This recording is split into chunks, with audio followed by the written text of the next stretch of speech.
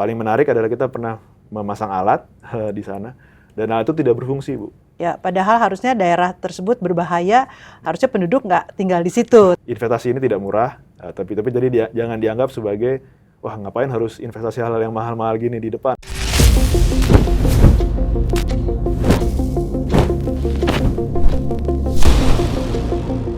Salam sehat, penuh semangat. Selamat datang di Podcast IT, Asosiasi Industri Teknologi Informasi Indonesia. Pagi hari ini kita sudah kedatangan Mas Danang Kurniawan. Selamat pagi. Pagi, Ibu. Gimana kabarnya? Baik, Ibu. Nah, sahabat IT, hari ini kita akan berbicara mengenai digital transformasi mitigasi bencana alam ini ya. Nah, kalau kita berbicara mengenai alam di Indonesia, memang Indonesia ini lokasinya ada di Ring of Fire ya. Betul. Jadi kemungkinan untuk bencana alam itu sangat besar. Betul. Nah, mengapa transformasi digital ini menjadi elemen penting dalam mitigasi bencana menurut Mas Danang ini? Baik, terima kasih Bu Mary, terima kasih para pemirsa IT. Saya Danang dari DataScript selaku Division Manager untuk Surveying Engineering. Jadi salah satu bisnis kami memang related dengan bagaimana menciptakan solusi yang kaitannya mampu mendukung program mitigasi bencana. Jadi seperti tadi Ibu sampaikan, Indonesia ini memang berada di wilayah yang banyak memiliki gunung api, tapi banyak potensi bencana, tapi di lain sisi banyak berkah dari situ juga, karena banyak tanah yang subur, karena gunung api, kemudian banyak mineral tambang di situ, sehingga memang balance gitu. Tapi kita sebagai masyarakat tentu perlu waspada, tentu kekuatan bencana itu tidak bisa kita tanggulangi, tapi kita hanya bisa mempreventif, menyiapkan dan memprediksi dan menyiapkan perencanaan. Jadi apa yang kami lakukan selama ini, kita membantu untuk memberikan solusi terkait dengan bagaimana bisa membuat mitigasi dan preventif yang lebih sesuai untuk masyarakat kita, Bu. Betul. Jangan sampai kalau sudah terjadi gitu ya, Betul. karena itu akan sangat berbahaya. Betul, Ibu. Jadi disitulah kenapa DataScript ini sangat concern ya terhadap mitigasi bencana. Betul. Nah, kalau berbicara mengenai hal itu, teknologi apa yang saat ini paling banyak digunakan dalam sistem mitigasi bencana itu? Betul. Saat ini di Indonesia kita diatur oleh undang-undang, Ibu, dan ada beberapa instansi ya yang bertugas untuk dan diberi wewenang untuk memantau beberapa potensi bencana seperti kita kenal BMKG yang biasanya kita dengar per hari untuk memprediksi hujan, kemudian menginformasikan apabila terjadi gempa bumi seperti itu. Kemudian ada juga Pusat Vulkanologi Mitigasi Bencana, kemudian ada yang di bawah naungan Kementerian ESDM, kemudian ada Badan BNPB, ada Basarnas, banyak sekali ya Badan Informasi Geospasial yang tugas mereka tuh punya tupoksi masing-masing. Nah, kami bekerja sama dengan mereka, memberikan beberapa opsi solusi, Ibu. Salah satu yang kita lakukan adalah sistem monitoring untuk gunung api. Kemudian kita juga mensuplai beberapa alat seismograf yang digunakan untuk mendeteksi pergerakan di tanah yang nantinya bisa memprediksi atau menghitung berapa tingkat gerakan getaran yang nantinya bisa dihitung sebagai gempa bumi, skalanya seperti apa, besarnya seperti apa. Semua itu kita kombinasikan dengan beberapa tools solusi lain yang kita gunakan seperti metodologi menggunakan laser scanning, drone, seperti itu yang kita gunakan saat ini. Ya, kita bersyukur sekali teknologi berkembang sangat baik, sangat pesat. DataScript sebagai salah satu distributor, kita bekerjasama dengan beberapa prinsip-prinsip yang juga sangat bagus dalam R&D. Nah, itu kita utilisasi, kita gunakan sebagai pelengkap, sehingga data-data yang ada itu bisa digunakan oleh instansi terkait, sehingga mereka mempunyai analisis yang lebih baik, seperti itu. Berarti di mana aja tuh biasanya dipasangnya itu? Baik, untuk kami sendiri saat ini banyak bekerja sama dengan instansi yang terkait dengan monitoring untuk gunung api, Ibu. Jadi diletakkan di beberapa gunung api yang mungkin agak aktif ya. Kita hampir ada 100 gunung api di Indonesia ini, tapi yang betul-betul aktif dan harus diwaspadai ada sekitar 70, Ibu, yang tersebar dari wilayah barat sampai timur Indonesia ya, dari Sumatera sampai Papua, Sulawesi, dan hampir semua pulau di Indonesia pasti punya potensi gunung api gitu ya.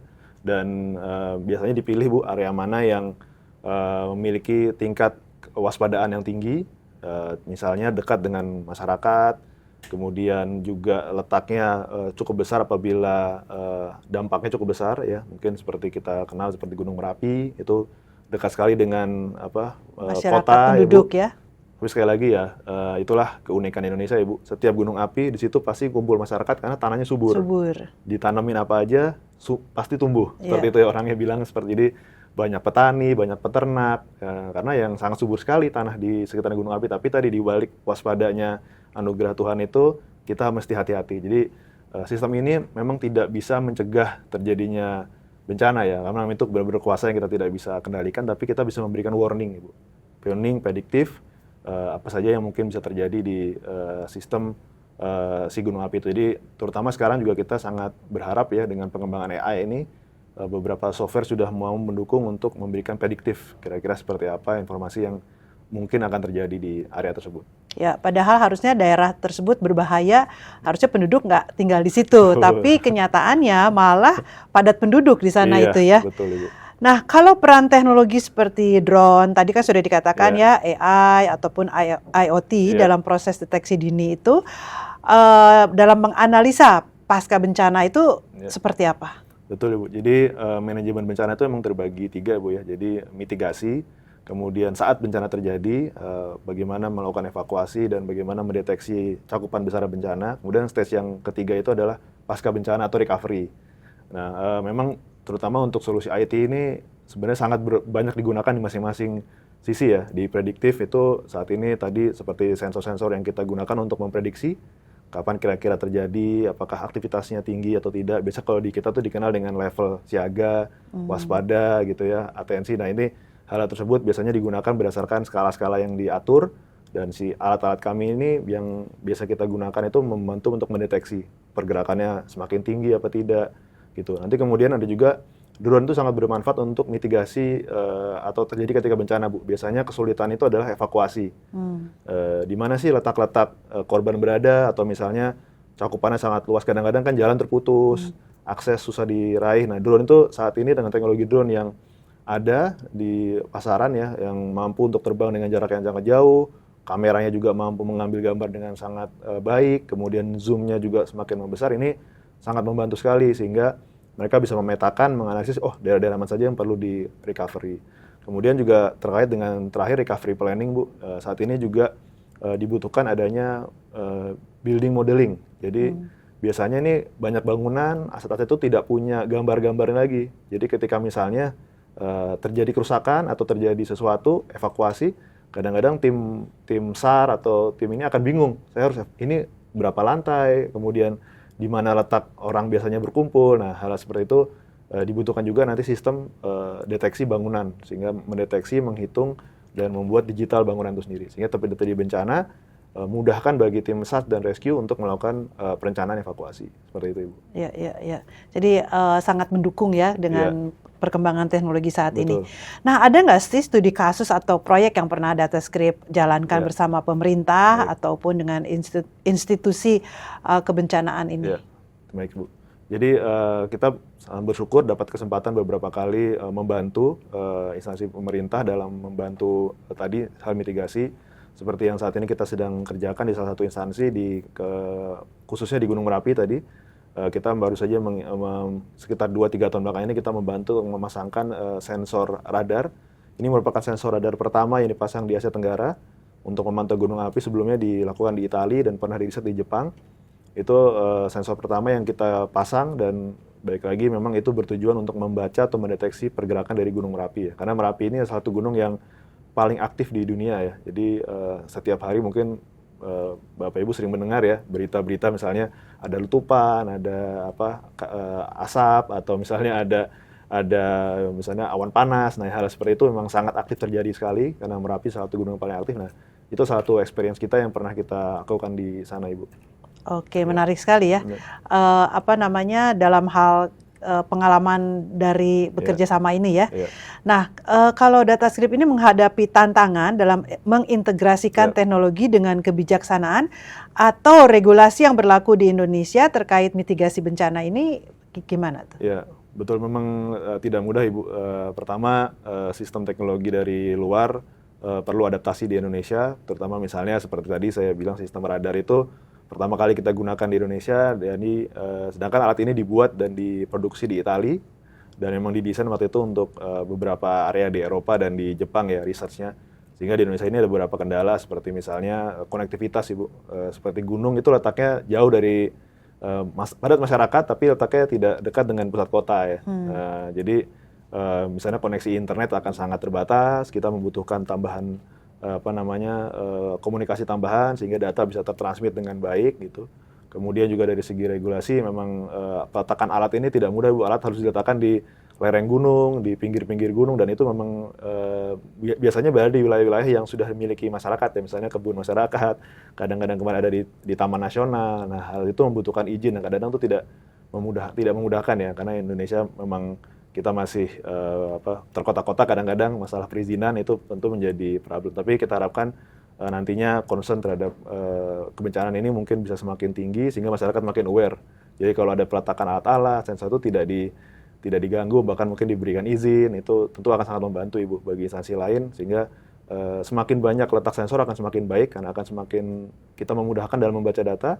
Itu harapannya mungkin seperti Bapak Ibu mendengar di Jepang ya, kalau ada apa-apa tuh di handphone sudah alert tuh Bu, muncul ya langsung, jadi masyarakat tuh bisa waspada lebih awal. Nah itu kuncinya adalah keterlibatan masyarakat nih. Kalau teknologi IT-nya sudah siap nih sebenarnya, tapi peletakan sensor itu harus lebih banyak. Tapi tadi mungkin bisa saja diletakkan di area pekarangan rumah, mungkin saja di kebun masyarakat. Nah, hal seperti itu kalau semakin dijaga, semakin bisa dibantu supportnya, saya rasa ini akan menjadi hal yang baik bagi kita sendiri sih, bagi masyarakat Indonesia. Ya. Menarik sekali ya dengan segala macam peralatan canggih nih. Bagaimana memaintain supaya peralatan itu selalu berdaya guna gitu. Betul.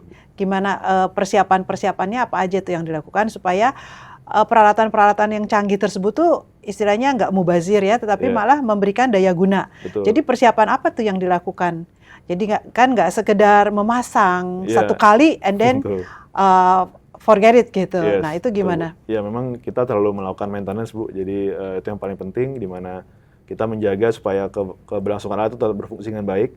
Jadi maintenance dari segi menjaga supaya fungsi alat baik, regular maintenance, sama tadi sih kita beruntung sih dengan beberapa instansi itu mereka sudah bisa bekerja sama dengan masyarakat sekitar ya. Jadi lebih diberikan untuk warning, hati-hati menjaganya, tidak di vandalisme, tidak dirusak karena alat-alat itu mahal, dan itu sangat penting sekali berkolaborasi dengan masyarakat sekitar, dengan dengan instansi terkait di daerah juga, itu sangat membantu sih. Tapi utamanya ya dari kita tentu maintenance, itu sangat rutin yang kita lakukan, bisa mingguan, bisa harian, bahkan apabila terjadi sesuatu yang agak urgent karena mungkin tingkat kejadiannya sedang tinggi, ya di situ kita bisa stay, kita bisa ada di situ terus untuk terus membantu peralatan seperti itu, Bu. Ada nggak peralatan yang di vandalisme itu tadi, ada nggak so far? Biasanya ada Ibu, kebetulan memang kami mendengar dari beberapa instansi yang bekerja sama dengan kita ya, itu biasanya memang ada beberapa kadang-kadang yang hilang atau yang diambil, karena tadi Bu seperti alat itu kita meletakkan baterai ya, baterai yang kita letakkan ya. Nah mungkin itu dilihat sebagai, wah ini bisa dianggap sebagai alat yang mungkin mudah diperjualbelikan ya di pasaran kalau baterai gitu. Kalau sensor-sensor itu mungkin mereka biasanya orang agak sedikit bingung ya, karena bentuk alatnya yang agak tidak seperti biasa, kemudian alat itu tidak mudah juga untuk digunakan. Tapi biasanya hal seperti itu tuh menjadi sayangnya kadang-kadang kurang edukasi sehingga dianggapnya mungkin bisa diambil dan sebagainya. Jadi kita sih berharap ya kedepannya semakin aware, semakin bisa dijaga, itu yang sangat penting. Jadi peran dari masyarakat juga sangat penting ya dalam hal ini. Betul. Nah, apa aja sih peluang bisnis dalam bencana mitigasi ini?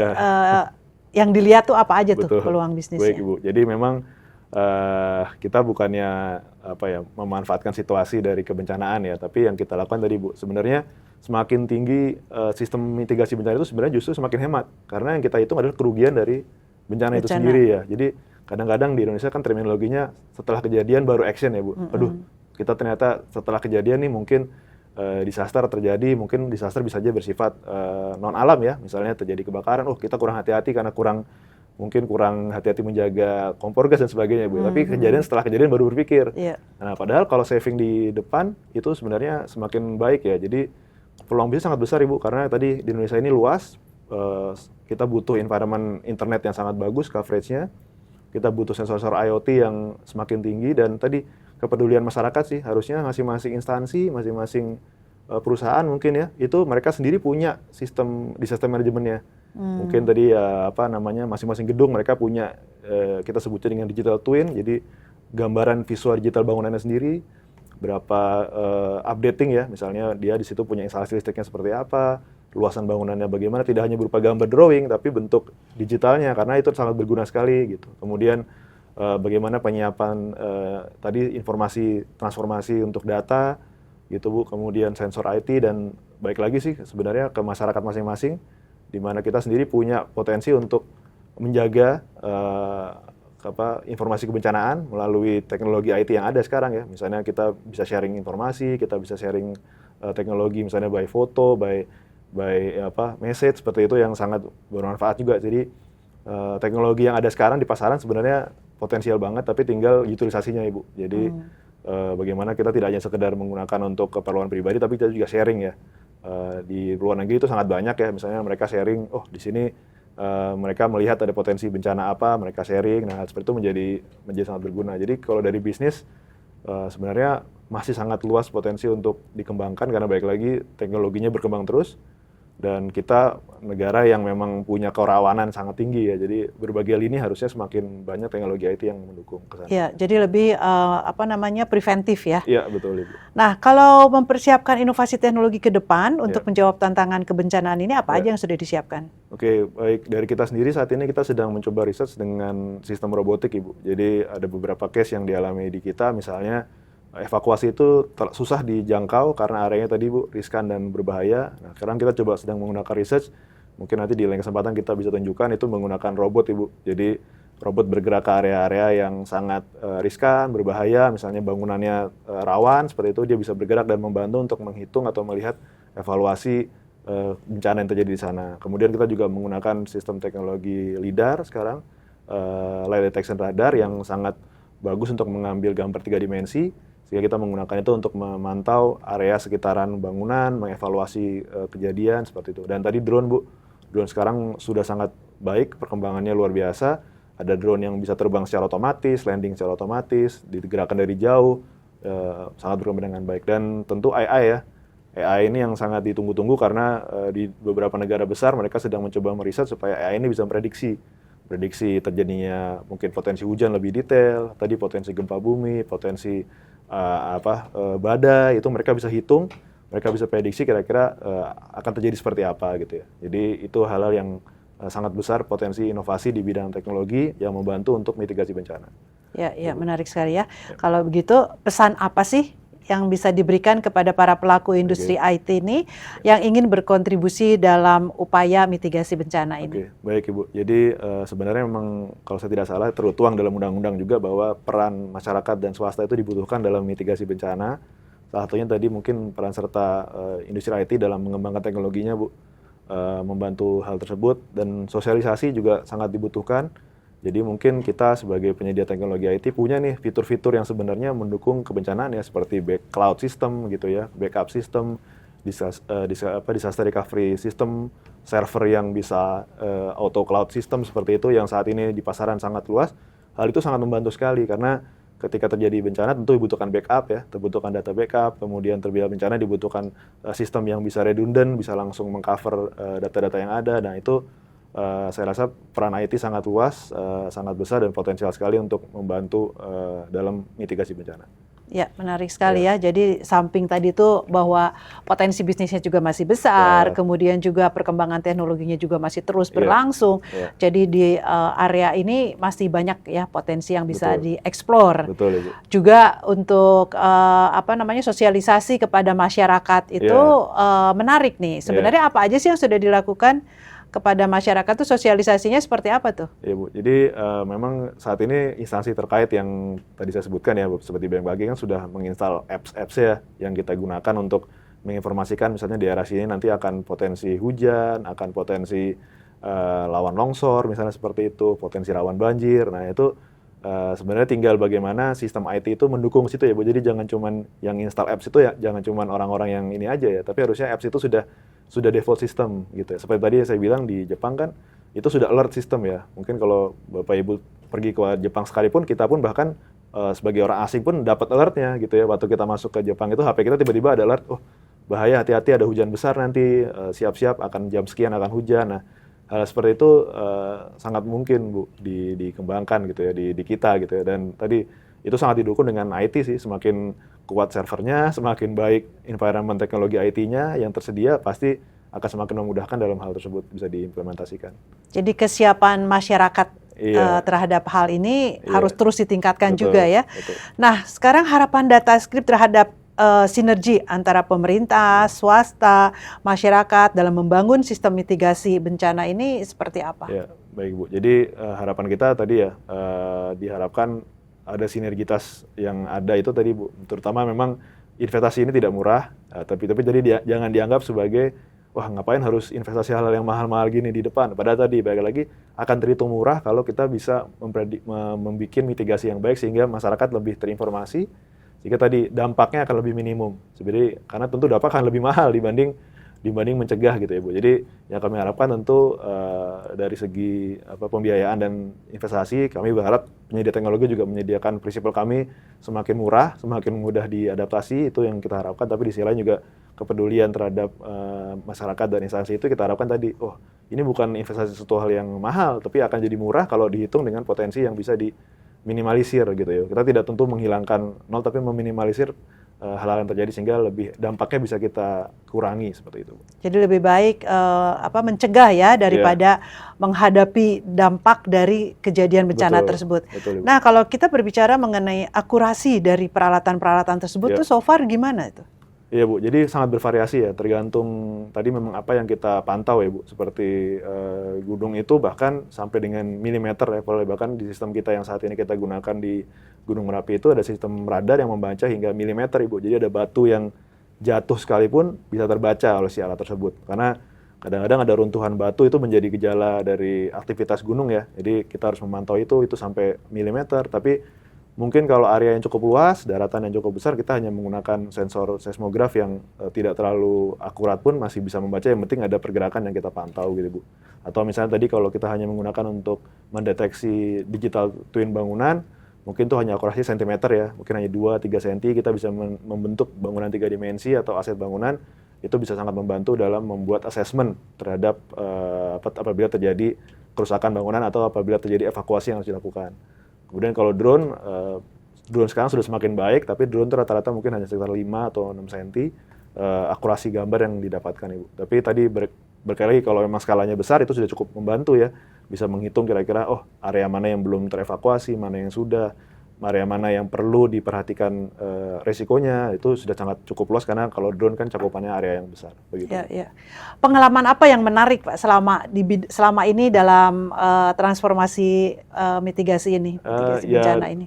Seperti yang saya sempat sampaikan di awal Bu, menariknya ya karena ini pengalaman yang bagi kita di bidang IT, penyedia IT ya, ini hal yang baru, jadi kita perlu belajar dengan beberapa expert dan rata-rata mereka sudah profesor, sudah dokter-dokter yang sangat ahli, dan kita harus mempelajari nih kira-kira seperti apa sih problem-problem di kita gitu ya. Seperti tadi Bu, rata-rata di kita memang masih tradisional, beberapa masih masyarakat tradisional Bu ya. Jadi disediakan alat tuh mereka masih seperti ini apa gitu ya. Kami yang paling menarik adalah kita pernah memasang alat di sana dan alat itu tidak berfungsi Bu. Padahal ketika kita bawa pulang ke hotel, alatnya berfungsi normal. Tapi ketika kita pasang kembali di lokasi itu tidak berfungsi gitu. Akhirnya masyarakatnya bilang harus izin dulu, izin ke salah satu penghuni atau senior atau ya Pak tertua di warga kampung setempat lah Bu. Dan itu benar terjadi, kami izin ke mereka, kami bilang kita pasang ini untuk keperluan pencegahan, untuk informasi. Akhirnya salah satu tetua di situ bilang, oke, silakan, baru alat itu berfungsi. Jadi ada hal-hal mistik juga ini ya. Betul, menarik sekali antara IT dalam kemajuan teknologi. Percaya, Bu. Ya, benar-benar sekali. Apalagi di Indonesia ya. Iya. Ya, menarik sekali. Ada lagi yang mau disampaikan, Mas Tenan? Baik, saya lihat dari saya mungkin terima kasih banyak. Mungkin kami berharap kolaborasi sih. Tentu expertise-nya sangat luas di pasaran sana, Bu. Di luar banyak bidang IT yang paham betul mengenai disaster. Kami sangat berharap kita bisa berkolaborasi. Sehingga tadi balik lagi tujuannya adalah untuk bisnis ini menarik Bu. Jadi kita memang kita berbisnis dalam memasarkan barang, tapi di lain sisi ada sisi kemanusiaan yang kita bangun gitu ya, bahwa ini nanti akan bermanfaat kok untuk kedepannya, untuk masyarakat, bahkan untuk generasi berikutnya, sehingga mereka lebih punya banyak data, mungkin kedepannya mereka bisa lebih menganalisis potensi-potensi bencana yang ada. Jadi kita berharap kolaborasi yang semakin luas Ibu. Semoga nanti dari IT banyak member-member yang expert di bidang ini juga. Kita bisa join bareng, kita bisa brainstorming bareng nih. Oh, kita punya ide ini nih. Mungkin mereka punya ide-ide yang kita belum pernah bayangkan Ibu. Oh, kita bisa loh mendeteksi A, B, dan C sehingga bisa kita sinergikan, itu pasti akan sangat membantu. Seperti itu. Ya. Baik. Sahabat IT masih terbuka besar potensi untuk bisnis dalam mitigasi bencana ini, dan selalu terbuka juga peran untuk berkolaborasi. Jadi sahabat IT, jika berminat silahkan menghubungi Mas Danang Kurniawan ini ya. Terima kasih. Baik, sampai ketemu di episode IT selanjutnya.